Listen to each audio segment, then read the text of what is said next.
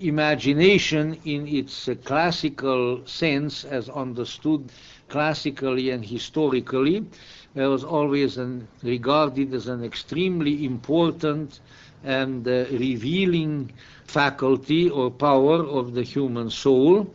Not at all the kind of thing that you will find nowadays when people say about something that you may report to them, oh, that's just all in your imagination. So not the pejorative kind of a use, but really quite an entirely different one.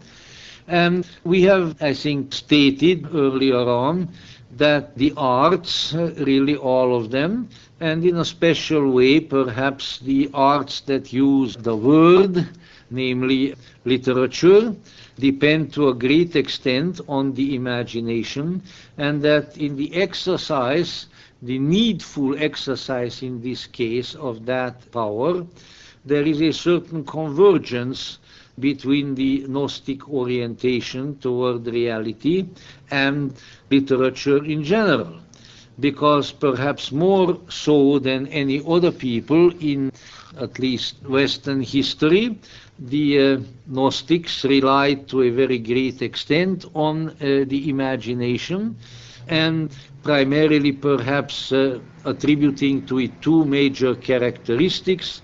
First of all, they regarded it as a gift of divinity. In other words, they felt that imagination comes as a grace from divinity. And secondly, also, they regarded it as being in its nature salvific, meaning that it has the power to do great things with life and with the soul, ultimately that it is involved in the greater salvific task of the salvation or the redemption of our souls and spirits. And this, of course, places imagination really into the highest category of important faculties, functions that we may use. Obviously, imagination is involved when we are coming now to the literary field in all forms of literature, but perhaps there are some where it is more, well, how should I put it, more dramatically and more essentially involved than in others. And these fields, of course, would be such branches or genres of literature as imaginative fiction, fantasy fiction, horror fantasy fiction, and science fiction. The reasons for these are fairly easy to understand, and I would be probably redundant and in more ways speaking to the choir in more ways than one if I detailed that. But let's say if you just compare a basic good novel as this fine novel by Tom Wolfe that I just spoke about before, which I'm enjoying immensely already in spite of its huge size, which is sort of daunting and all that. So in that kind of novel, obviously the imagination is exercised, but it is sort of exercised within the conventional bounds to a large extent of a consensus reality. But when you come to the genres of literature that I just mentioned before, obviously here the power of the imagination of the author is not exercised within conventional reality, but rather it is, well, let's say there is no consensus regarding the bounds of reality when it comes to imaginative fantasy, horror, and science fiction.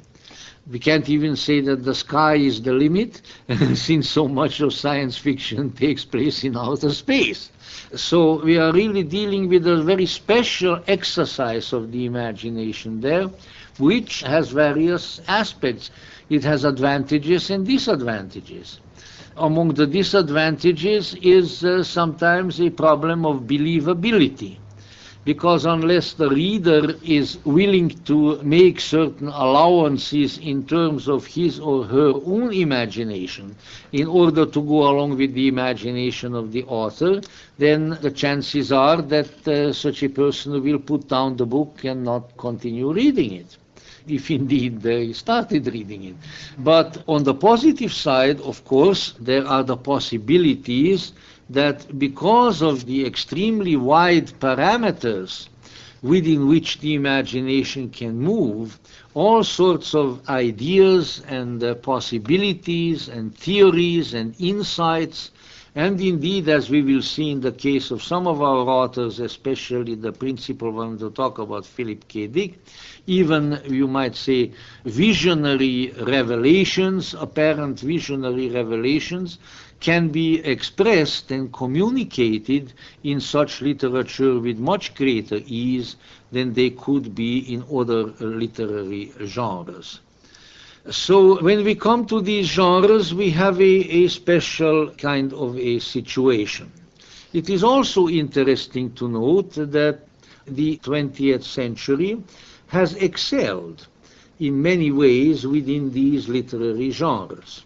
Of course, the child is father to the man, as Scripture says it, and everything comes from somewhere. And as I love to repeat, because it's such a lovely and trite truism that I think I came up with somewhere along the line, or unconsciously plagiarized it from someone, that if something doesn't come from anywhere, then the chances are it's not going anywhere either.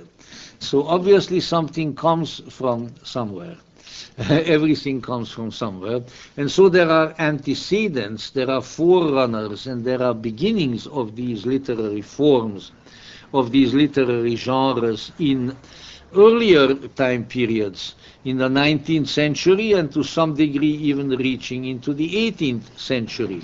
But they certainly have seen, I think, their greatest flowering and their greatest power in the curious and in many ways so miserable 20th century that we are now desperately trying to put behind us with all kinds of expectations, especially the better part of the expectations, few of which will undoubtedly come to pass.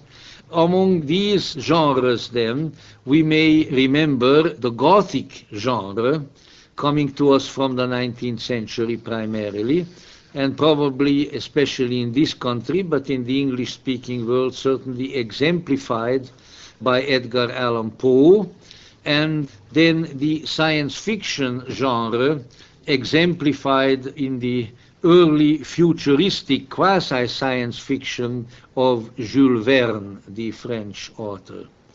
Poe was as outspoken in his Gnostic-like orientation, for instance, as before him Blake, and for that matter Melville, and at times perhaps even more forceful and radical than the other two, although perhaps not much more than Herman Melville, whose outspokenness is exemplary. Numerous literary critics have acknowledged Poe's Gnosticism, notably Michael Auer and Barton Levy Saint Armand, who point particularly to some tales of Poe, such as Ligeia, Morella, and Berenice, as Gnostic tales. Poe, in turn, is certainly the grandfather, if not indeed the father, of 20th century Gothic fiction, the leading figure of which in the 20th century is, of course, Howard Phillips Lovecraft, who was certainly a creator of myths which were more than a little Gnostic in tone and character. Fantasy fiction, as divorced from strictly defined Gothic or horror fiction, came in very much into its own in the 20th century also. Its chief representative, of whom we spoke, I think, only a couple of months ago, but we certainly may speak about him soon again, because he is, of course, one of my very great favorites. Towering above all others was John Ronald Reuel Tolkien, who may equally be named the greatest mythmaker of the 20th century, and his myths contain unmistakably Gnostic elements. Why this is so, why there are so many Gnostic or quasi-Gnostic elements in much of this literature, and perhaps increasingly in our century and as the century wanes, would be difficult to determine. Certainly some people, such as Blake in an earlier period and Poe, and to some extent Melville, have had evident and proven contact with Gnostic literary materials.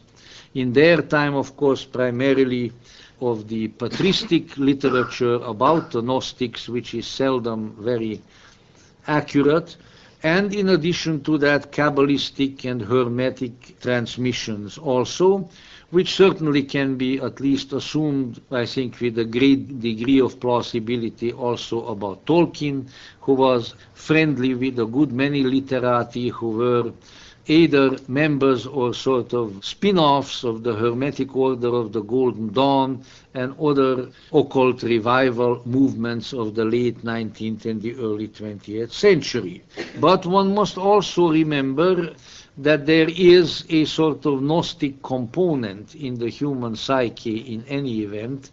A man who generally was not very favorable to Gnostics, the church father, the weird church father Tertullian, I think coined the expression anima naturaliter Christiana, the soul which is by its nature Christian, which I like to revise sometimes also anima poetica naturaliter Gnostica.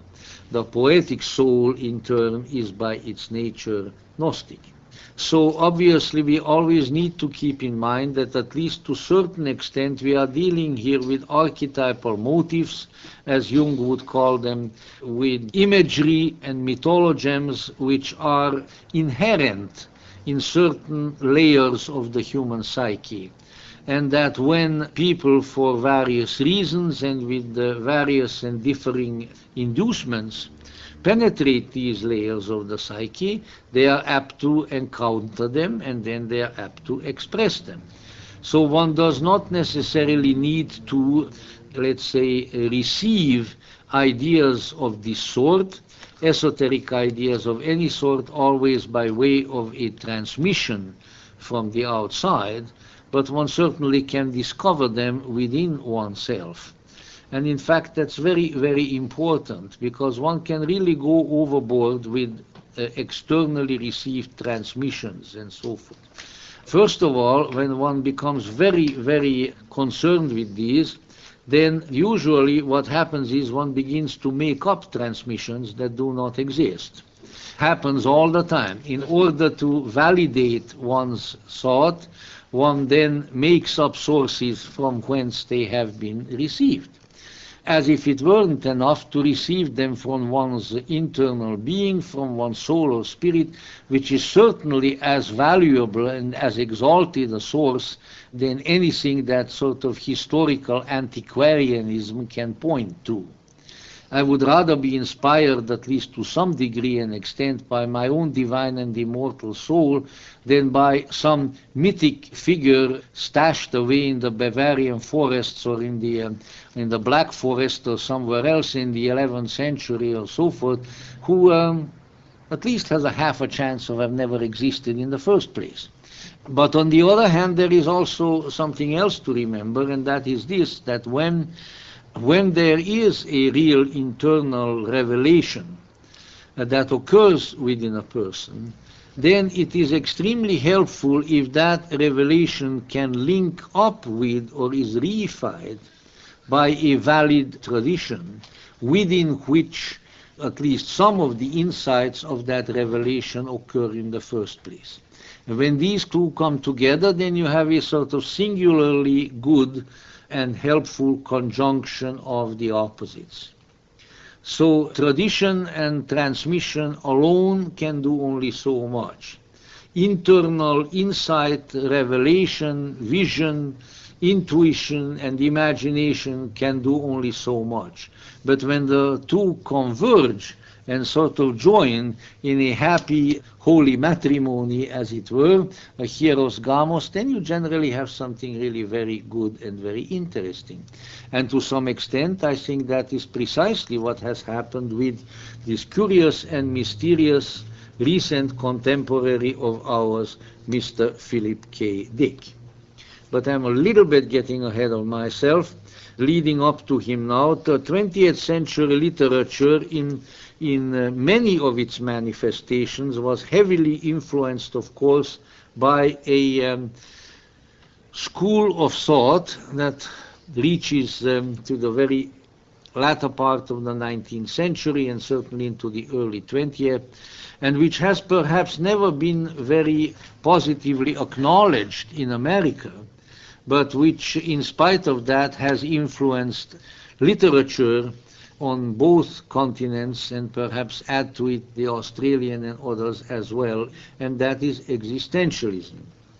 Beginning with such early figures as Franz Kafka, the Austrian, the existentialist element is clearly present virtually in all genres of literature.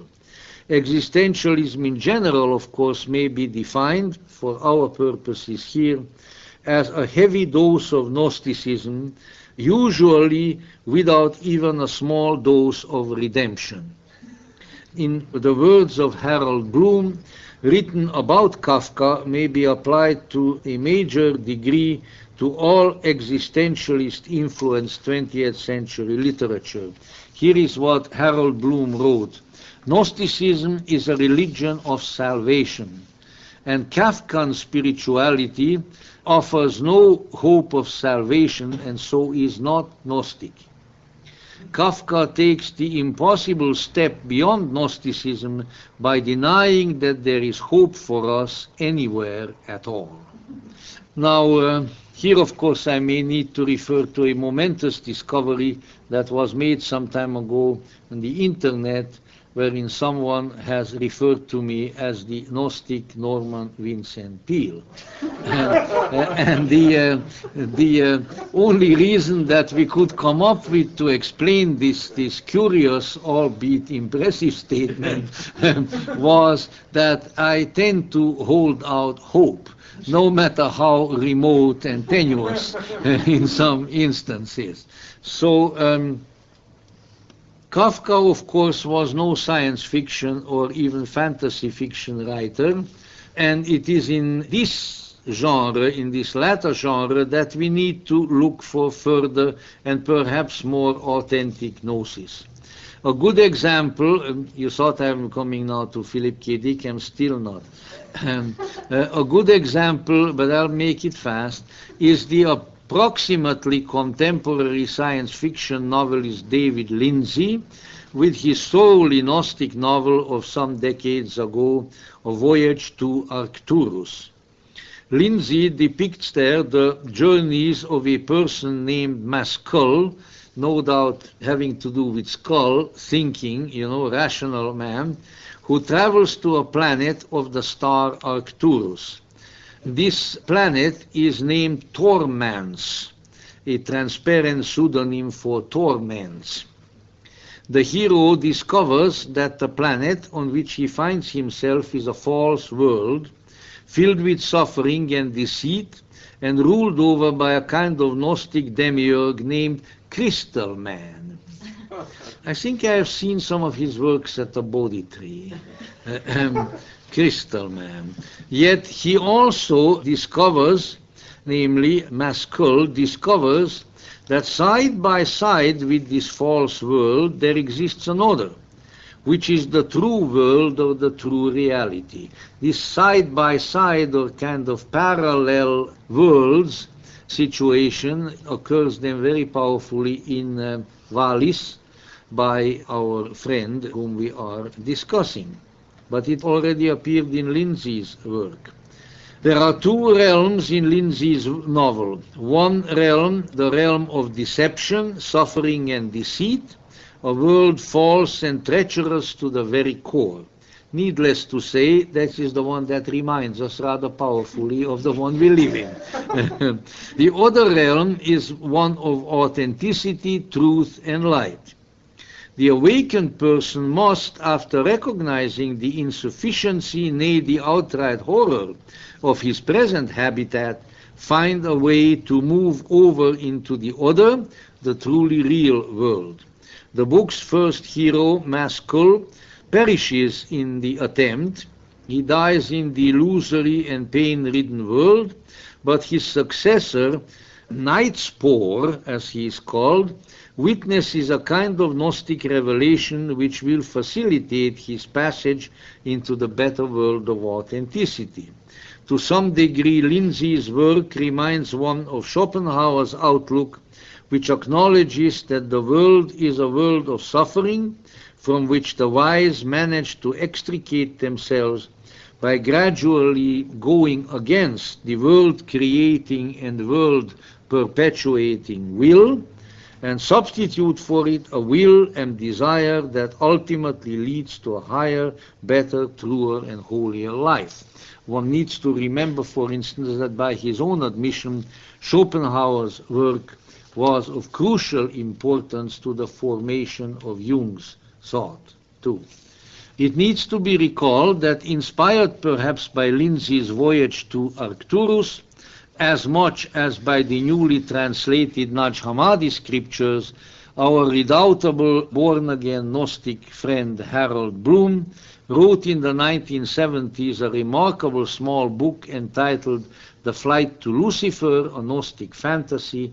I think I mentioned the name of it when we had the lecture about Bloom, in which he successfully combined science fiction, Gothic romance, and myths and characters drawn from classical Gnostic sources, mainly the Naj Hammadi library.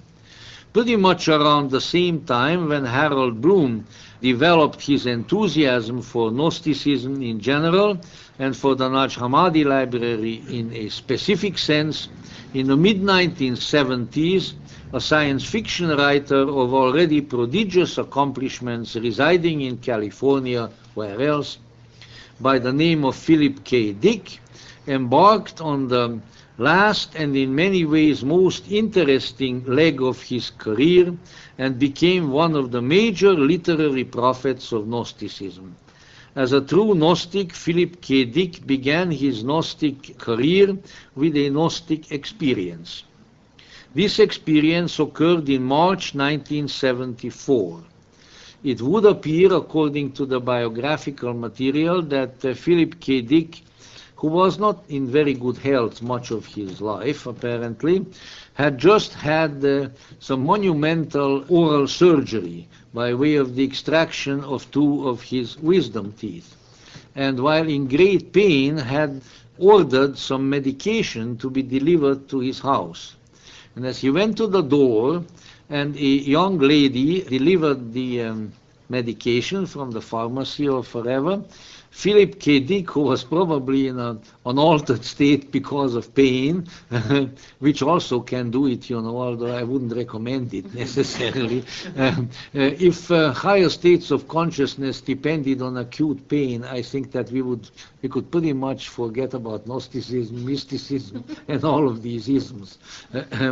But in any event, he apparently gazed at a pendant or something that the lady wore, which was a fish.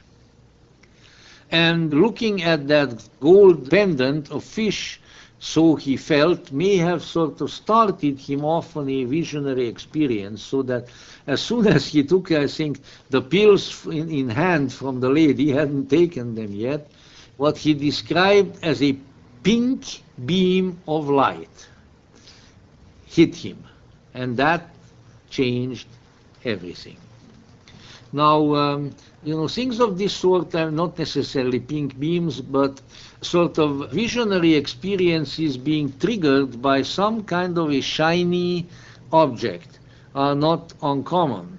That great and marvelous German mystic about whom we had a whole series of talks here about 2 or 3 years ago, Jakob Böhme, had said that he had the beginning of one of his great major experiences when gazing at a shiny pewter plate that was hung up on the wall.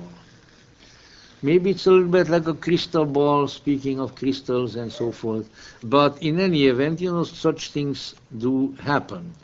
Dick felt that God, and these are his own words, had fixed a beam of pink light directly at him, which resulted in a complete change in his life and consciousness. After this experience, he knew things he had never known.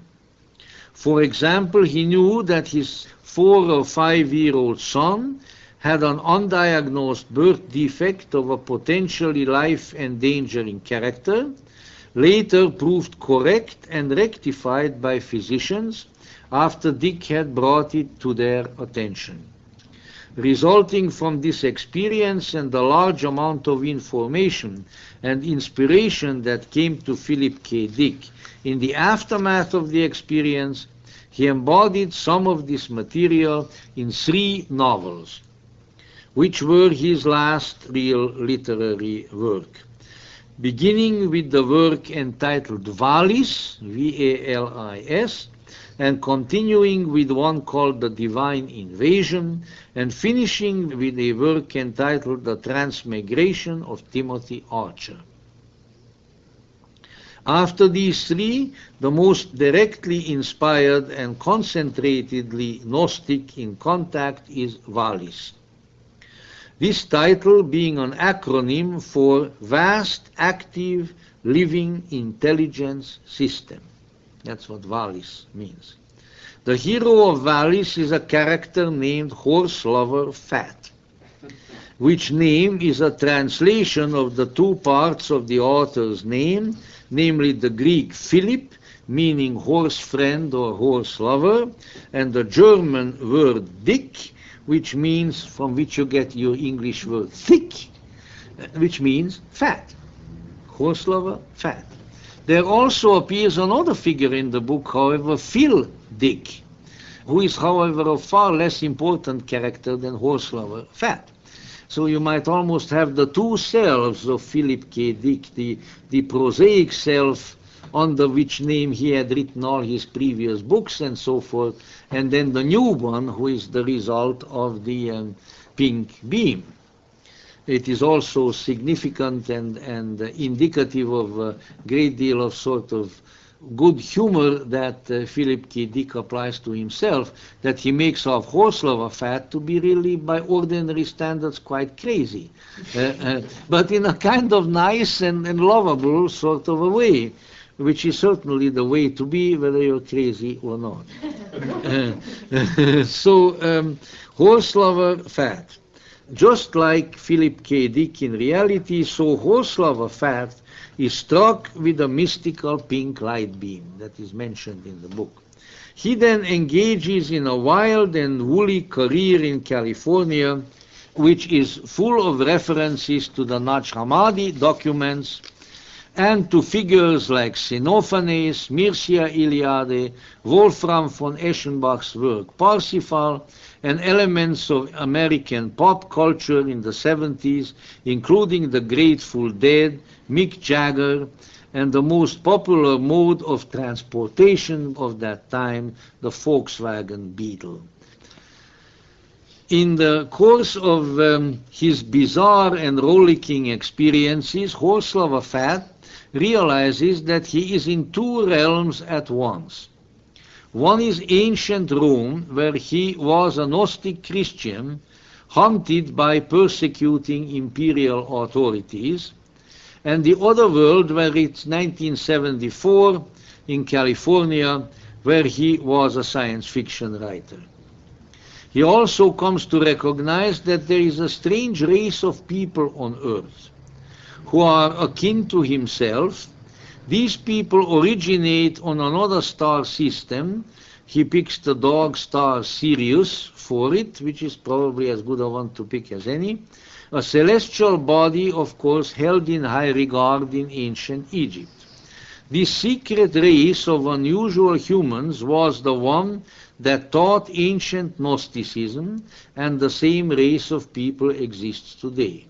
From the point of view of our Gnostic scriptures and Gnostic tradition, we may recognize in references to the great race of Seth, which starts with the 3rd son of Adam, and which is the carrier of the Gnosis to the present time, and from which all the great avatars, so to say, to mix that metaphoric term, are taken, who become the messengers of the light and their followers and so forth. All of this being, of course, a metaphor for the continuity of the tradition, but interestingly enough, the continuity arising out of the nature of the people who do it, not so much as from the transmission of a teaching. It's within them. They are of the great race, of the great family, and it is out of their nature that the inclination toward and the ability to obtain Gnosis mainly flows. This is not a denial of traditional transmission, but again pointing to that crucial element of the individual qualification. You can take people and give them every initiation in every book, and you can ordain them to every office in every church. But if they haven't got it in them, none of it is going to do them all that much good. So this secret race of unusual humans is then the one that taught Gnosticism. Its members are sometimes called the three-eyed people. The reason for it being that they possess the fabled third eye, not an actual physical eye like a cyclops. The cyclops, of course, has only one eye.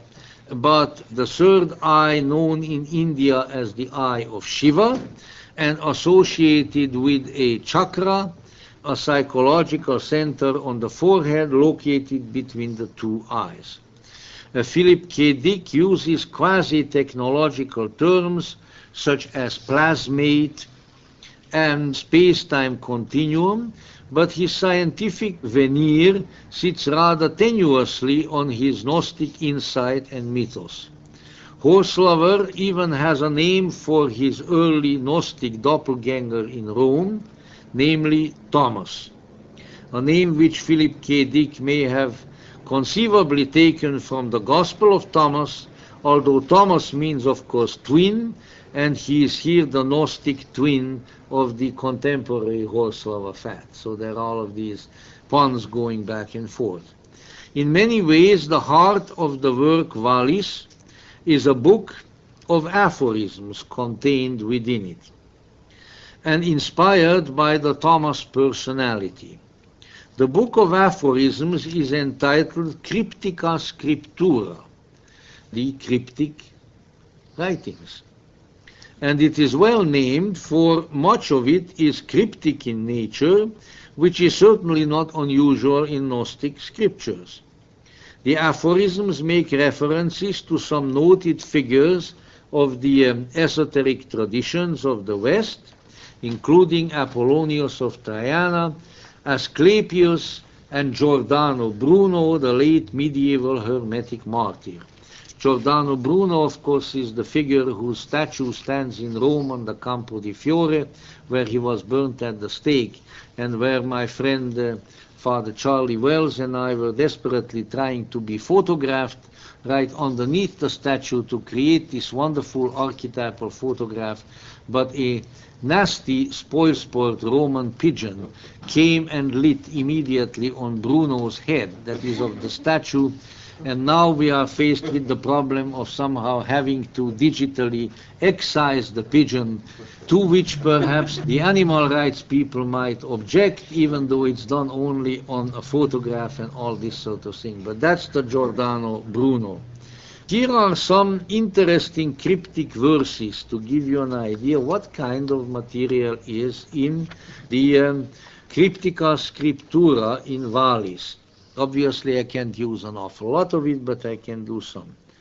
One mind there is, but under it two principles contend. So each line is an aphorism.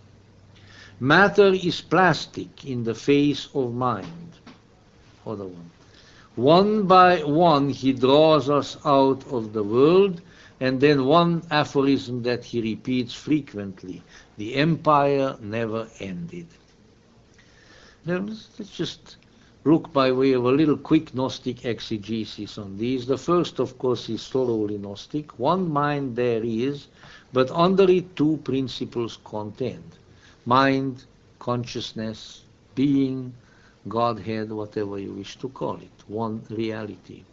You can see that unlike such a vast number of people who write about these subjects, Philip K. Dick has a perfectly balanced and, for that matter, very traditional Gnostic view. The one and the two are an obvious creative relationship with each other, but they both exist. There is an ultimate oneness out of which all things come, but once the power of this oneness descends to a certain level of external manifestation, below what the Gnostics often called the limit, the horos, then everything divides into two. So that in this world of manifestation, duality reigns. This is the much disputed, much argued about, and much abominated dualism of the Gnostics, often used as something pejorative. How can you be a dualist? Well, I tell you what, how can you live without dualities, you know? Because there is always a subject and an object and all kinds of things like that. To think of some of the more pleasant things, if the food in front of you, plate hopefully of a good and gourmet quality, and yourself are not a duality, then how will you devour the food? If you are already one with the food, then you don't need to take the food, right? How are, let's say, two lovers going to get together in various interesting activities and relationships unless there is a duality? And so on and so forth. So for good or for ill, this dual relationship is always there. The kind of monism, be it of Vedantian or of some kind of New Age provenance, that assumes that everything is effectively and actually one already, is an exercise in putting the cart before the horse. Because in actuality, these dualities do exist. But they come from a unity, and to a unity they shall return. But now they are dual. Or if you take Carl Jung's position, for instance, he would say that these dualities exist within the world that is available to us and to our minds, and that is why we have to reconcile the opposites and work on, let's say, defanging this duality within our own personalities and our own lives, so that then we may join the unity in various ways. One mind there is, but under it two principles contend. And they contend, they fight. You know, he doesn't deny that. That matter is plastic in the face of mind, of course, indicates that there is a great and powerful influence of consciousness upon materiality, and that there is a certain pliability to materiality that yields to the influences of consciousness. One by one, he draws us out of the world. Not too much explanation needed. Namely, the divine.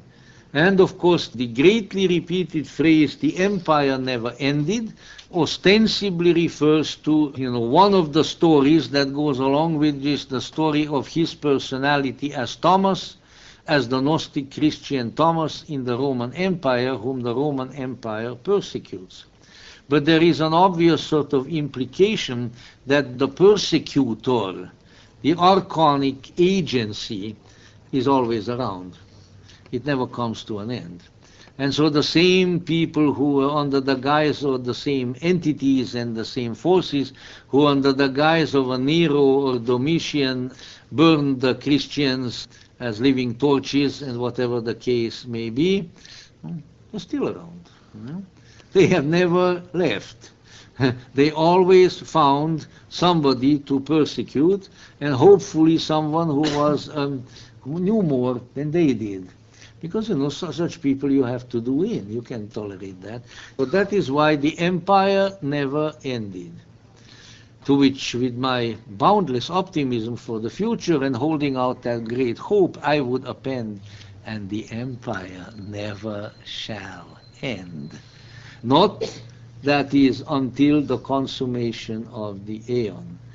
Tolkien, various other, great myth makers recognize that. And here are all these books, 3, maybe with The Hobbit 4, maybe if you add all the other ancillary books to it, 12 books or so that Tolkien wrote, and most of them deal with the battle against and the defeat of the dark power called Sauron. But he says very blandly that, of course, this power is going to reconstitute itself once again. Don't think that you got rid of it forever. You got rid of its particular form, and that's a blessing for the time being. No mistake about that. But sure as anything, it's going to come back. So that is why the empire, the empire never ends. In any event, another from the aphorisms, these seem more connected. The head Apollo is about to return. Holy Sophia or Saint Sophia is going to be born again. She was not acceptable before. The Buddha is in the park. Siddhartha sleeps but is going to awaken. The time you have waited for has come. So here are a number of images thrown out, how something is coming, something is awakening, and it finishes with the time you have waited for has come. Well, I don't quite know what the head Apollo is, but of course Apollo is the sun god, and it is a god of order and beauty and all that sort of thing, the light of consciousness. So he's about to return. Well, many of us know something about Sophia. She is going to be born again. She was not acceptable before, true enough. The Buddha is in the park. Well, of course, the Buddha's first great sermon, the Dhammachakkappavatthana Sutta in Pali, is delivered in the park, the deer park at Benares, So the Buddha is here. He's about to speak. Siddhartha sleeps, but is going to awaken. There are many pictures of Siddhartha Buddha, the sleeping Buddhas, to awakening. Well, it is also needs to be kept in mind that along with these metaphors, I don't know whether all of them or only some of them, these epigrams, Philip K. Dick worked into his book VALIS. They appear there numbered in the bold print as against the narrative. And in addition to that, all the remaining portion of his life, which wasn't that long, he wrote a journal which he called Exegesis. And that exegesis was the exegesis of the epigrams that he had written. It relates to it. One of the terms that he uses for the world in which we live is the black iron prison. Can't be much more Gnostic than that. Some of Philip K. Dick's Gnosticism is embodied in the narrative, however. It's not just only in these philosophical statements. For instance, one of my favorite ones is that a little girl is born in Northern California who is the Gnostic Sophia incarnated. And she's quite little. She holds forth, he sort of holds court there somewhere, presumably in Marin County, I don't know. So people come to her and talk to her. Now there is this group of spaced out weird characters in San Francisco, of whom Horslava Fat is one, And they sit around all night as one used to do probably in Haight-Ashbury and so on, arguing philosophy and saying and doing crazy things. And so they decide to go up and see Sophia. Now, one of their members, whose name I forget, but it's not so important, has a particular existential philosophic problem. His cat has been run over by a car on the street. Not an unknown problem to some of us. I think around here the coyotes hold their own with the cars when it comes grabbing kitty cats, but that way at least somebody profits by it. I mean, you got to remember the coyotes have to eat too. And somehow cat orange is apparently a particularly interesting part of their diet. Now, this brought this fellow into a real existential crisis, that his cat died. And from then on, he never talks hardly about anything else. Well, no, he does talk about other things, but he always concludes, when these hours and hours of philosophic discussions go on, he always ends with saying, "And what about my dead cat?" And of course, it's kind of hard to answer that.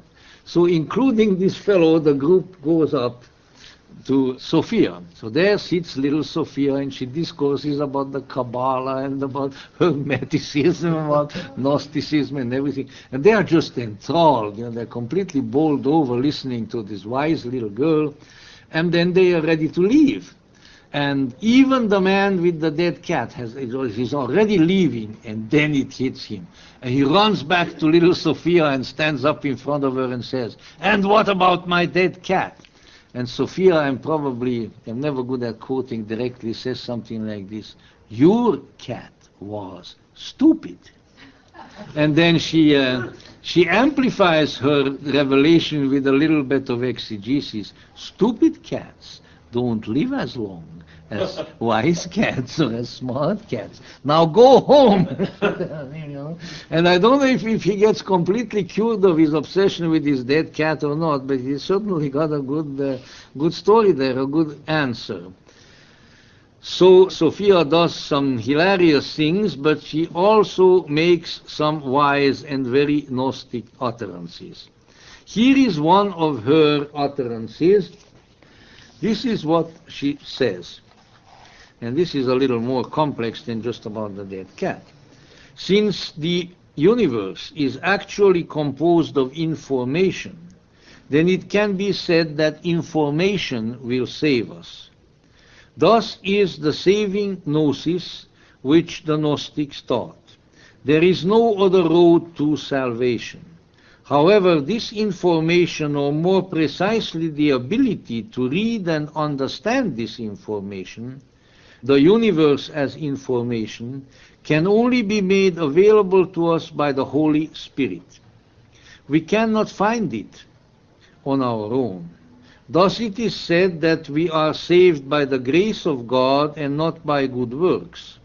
But all salvation belongs to Christ, who I say is a physician. Well, if I would say, if someone is not too hung up on words, on verbal definitions, then I would say most informed Christians could certainly agree with this.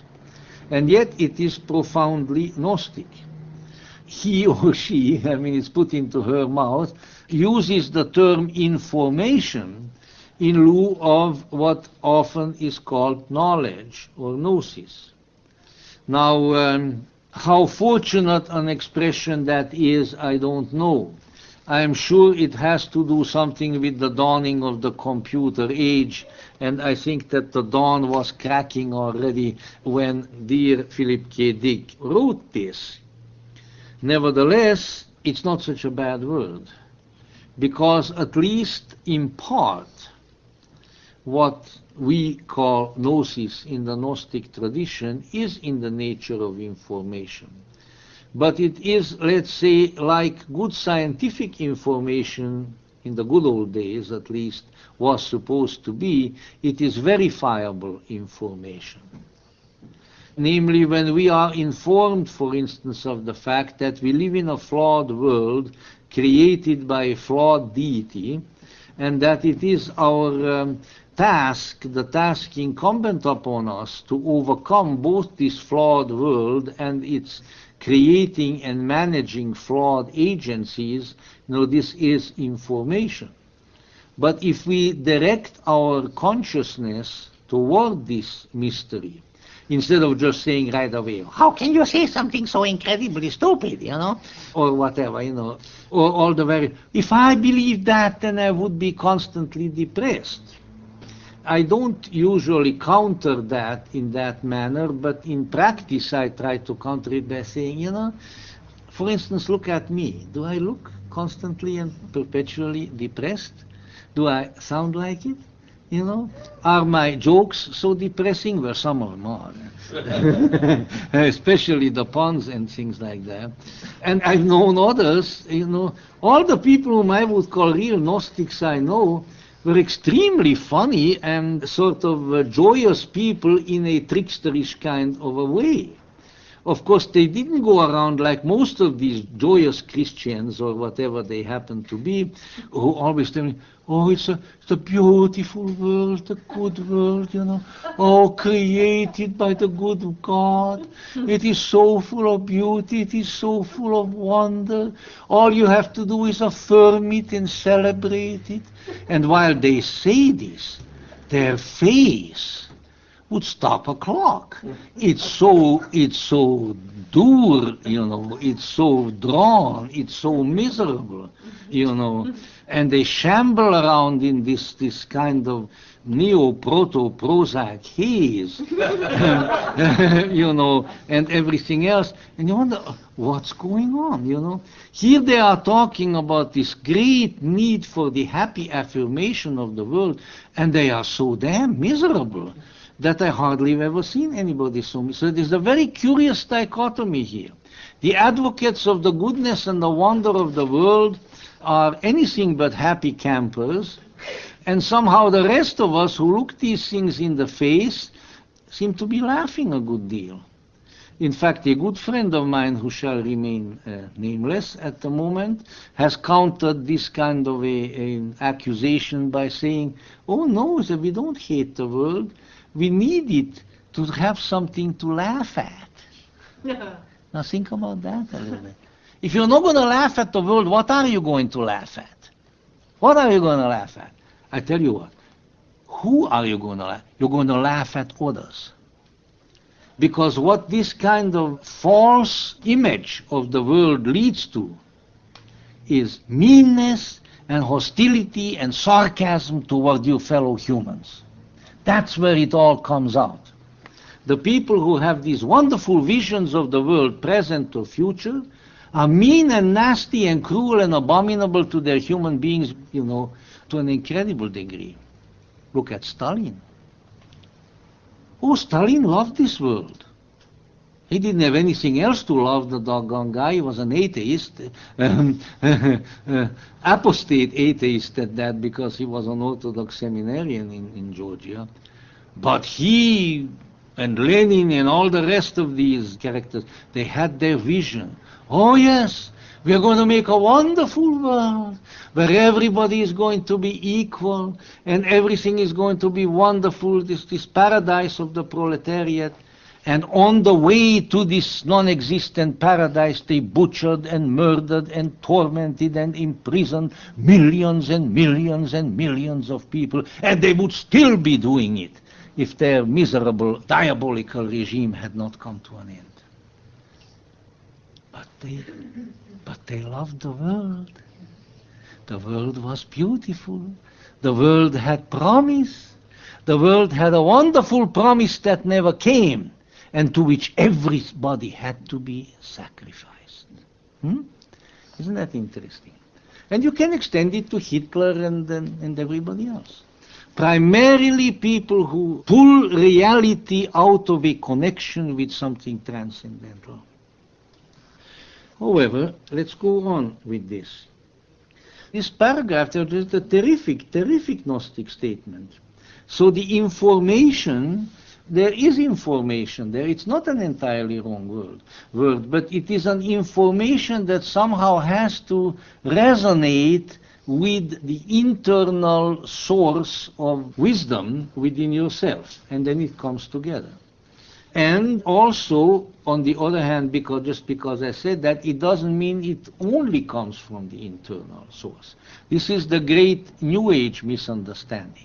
Oh, it's all inside of us, you know, and if we go to enough seminars and get enough massages and put enough crystals on our stomachs and listen to enough fake channelers and all the rest of it, then all of this divinity is going to come bubbling forth from us and everything is going to be wonderful. Not so Philip K. Dick. He says we cannot find it on our own. Thus it is said that we are saved by the grace of God and not by good works, that all salvation belongs to Christ, who I say is a physician, and also that it is made available by the Holy Spirit. So that there are powers that are greater than ourselves. And you know what? There better be. Need I say more? I think there better be. There better be. If there aren't any, I think that call in Dr. Kevorkian or somebody. Somebody like that. So, you know, there is really very little doubt that Philip K. Dick's work, VALIS, is a prophetic book in the proper primary meaning of the term. Prophetic meaning like an Old Testament prophet or somebody who is inspired and knows something. Not necessarily like our dear prophet Criswell, who has predicted that the world will come to an end on the 18th of August of this year, and we will still inform you prior to that time of the end of the world party, which we are planning, but which we want to do prior to the 18th, because just in case, you know, just in case he had something, we don't want to be cheated out of our party. So I hope you agree and that you will all come. Stay in touch for the end of the world party.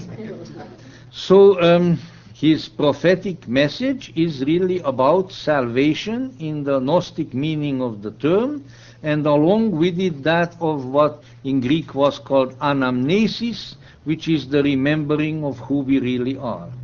Here is another prophetic sort of passage. There is a great war being fought at this moment between God and Belial, demonic name. The fate of the universe is at stake.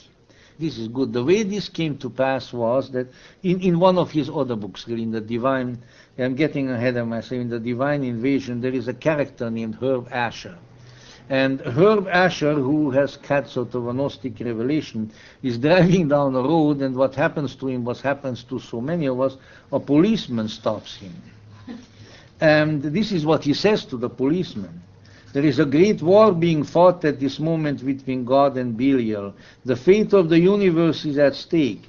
You are in the service of evil, whatever else you may think. You are machines processing an old warrant. You do not know what I've done or been accused of doing because you do not understand the situation. You are going by rules that don't apply. I pity you because whatever the outcome, you are destroyed. Your souls are gone now. All right, that's fairly self-explanatory. If we had time, I said maybe a little more about it. But here are a few more good aphorisms. Entry number 48, on our nature. It is proper to say, we appear to be memory coils. And then he goes on a little bit explaining about the carriers of memory and so forth. There is information in us, memory survival. But there are troubles in our particular sub-circuit. Salvation through Gnosis, more properly anamnesis, the loss of an amnesia, although it has individual significance for each of us, a quantum leap in perception, identity, cognition, understanding, world and self-experience, including immortality, it has greater and further importance for the system as a whole, inasmuch as these memories are data needed by it and valuable to it, to its overall functioning. Now, what does he have here again in sort of modern and somewhat computerist technology? He's repeating what Valentinus had said, that every time someone comes to Gnosis, to self-remembering, to knowing who you are, this event somehow rectifies to some degree the flaw of the universe within which you live. And you see, his explanation is that when you know something, this knowledge now becomes universal. That becomes part of the universal gnosis of the universe, and therefore everything thereby is better off. Really very traditional Gnostic teaching. Therefore, it is in the process of self-repair, namely the system, which includes rebuilding our circuit via linear and orthogonal time changes, as well as continual signaling to us to stimulate blocked memory banks within us to fire and hence retrieve what is there. The external information, or Gnosis, then, consists of disinhibiting instructions with the core content actually intrinsic to us that is already there, first observed by Plato that learning is a form of remembering. The ancients possessed techniques, sacraments and rituals used largely in the Greco-Roman mystery religions, including early Christianity, to induce firing and retrieval, mainly with a sense of its restorative value to the individuals. The Gnostics, however, currently saw the ontological value to what they called the Godhead itself, the total entity. And others, here are some shorter ones. We did not fall because of a moral error, typically Gnostic view of the fall. We fell because of an intellectual error, that of taking the phenomenal world as real, cognitive error. Therefore, we are morally innocent. It is the empire in its various disguised polyforms which tells us we have sinned. The empire never ended. He always adds to that. Well, again, of course, from a Gnostic point of view, I would agree. I never could take this notion that everything from the cruelty that exists in this world at every conceivable level, from the way that, the mantis, when she mates, eats the head of her mate, right on to the way the cat plays with the mouse, that this is somehow mea culpa. I can't take that. I had nothing to do with it. If I had anything to do about it, I never would have made any mantises. I probably wouldn't even have made any cats, although I have doubts about that. I most certainly and absolutely would never have made any cockroaches. There, she knows it. Not at all, not at all. So, what you got to keep in mind is that undoubtedly, and far be from me or from us that kind of arrogance, yes, we have a lot of culpa. I have a lot of culpa. But you know what? There is some culpa that ain't mea. See what I mean? There is some culpa that's somebody else's culpa. And then there is some culpa that's cosmic, that's beyond any of us. And that, I think, is a good recognition. And as these aphorisms comes, it's so wonderful, the things that he sticks in here between, but I got to finish. But then he says, by now Fat's mind was going totally. He says, all he did was work on his exegesis or his tractate or just listen to his stereo or visit Sherry in the hospital. This was his girlfriend, I think, got to hospital. He began to install entries in the tractate without logical order or reason. Here is, for instance, one. The phenomenal world does not exist. It is a hypostasis of the information processed by the mind. Here's one for you to think about. If the centuries of spurious time are excised, so he has a time theory that there is spurious time and real time that is sort of interwoven, that if the centuries of spurious time are excised, the true date is not 1978, I guess that's when he wrote this, CE, but 103 AD. Therefore, the New Testament says that the kingdom of the Spirit will come before some now living die. We are living, therefore, in apostolic times. You figure it out. The Rose Cross Brotherhood wrote, Ex Deo nascimur in Jesu mortimur per spiritum sanctum revivincimus, which is to say, from God we are born, in Jesus we die, by the Holy Spirit we live again. This signifies that they had rediscovered the lost formula for immortality, which the empire had destroyed. The empire never ended, which he puts in so very frequently. Not all of this wisdom teaching is in the aphorisms, but he works them into the narrative also. It must be noted again and again that with all this, the book is full with a thoroughly wacky, light-hearted humor, with a spirit that laughs at itself, and in a non-mocking way even laughs at its own revelation. Happily absent are the tedious bombast, the pseudo-mystical platitudes, and the infuriating self-exaltation that are the proverbial stock in trade of channelers, mediums, psychics, and other prophetic quasi and pseudo-Gnostic wannabes that abound in our culture.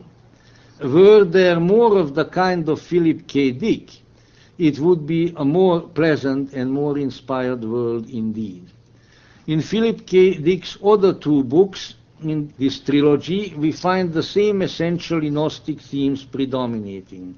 In his work, The Divine Invasion, the hero Herb Asher, whom I mentioned before, experiences a kind of gnosis in which he says, I was caused to remember, made to remember the real world. And then I read to do what he says there to the policeman. Philip K. Dick's Gnostic trilogy, as it should be called, is a good example of a well-balanced, complete approach to Gnosis and Gnosticism. By the way, it is generally known that the last of the book, The Transmigration of Timothy Archer, is based on the life and death of Bishop Pike, whom he knew quite well. So these are a good example of a well-balanced, complete approach really to Gnosis and Gnosticism.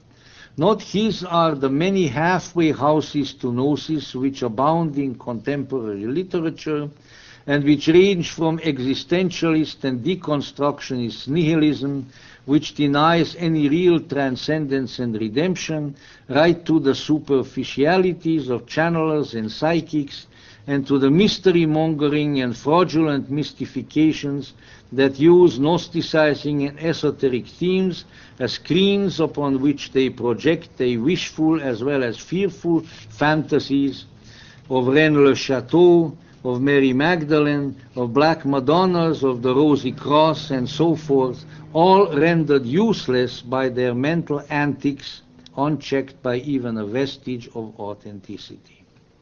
Philip K. Dick, like many before him, and the genre, the literary genre in which he was already proficient, namely the novel, to express his profound insight, while the pseudo-historians and the counterfeit esotericists go on their way. So what is interesting when contrasting, let's say, something like VALIS, or even the other two, with so much of the literature that is around, here is a novel that is full of truth.